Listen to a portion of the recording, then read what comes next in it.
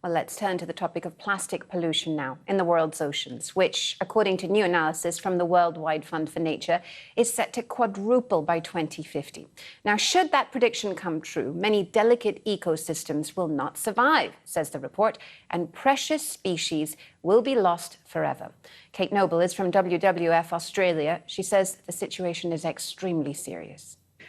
Well, there are a lot of things that we're not getting right at the moment, but the good news is, we do now have some real solutions starting to shape up. So this new analysis that we've undertaken really provides the most comprehensive overview to date of the impact of plastic pollution on oceans, marine ecosystems, and specific species, and it looks at trends into the future as well. It looked at around 2,500 scientific studies, and alarmingly found that around 90% of marine species specifically studied for the impact of plastic pollution are known to have been negatively affected. Now, those negative impacts can range from susceptibility to disease right through to serious injury and death.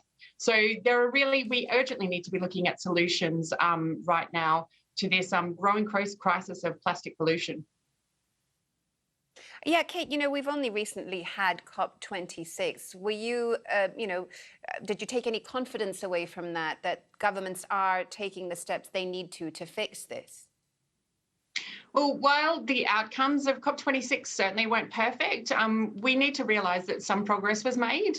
One important development was the establishment of annual ocean dialogues to look at ocean-based mitigation and adaptation strategies, and that could certainly help to drive progress on plastic pollution. But the reality is that we are actually seeing some really promising support behind this global move towards an agreement or an international treaty to combat plastic pollution. In 2019, we had around 10 governments that had publicly stated support for this process, and by 2022, that had increased to around 150. So we now have around 3/4 of UN member states supporting this process. And when those member states meet at the UN Environment Assembly meeting later this month, they'll be taking a decision on whether to formally start work on a treaty. So there is a huge amount of government and public support behind this. And what we really need to see is that treaty process start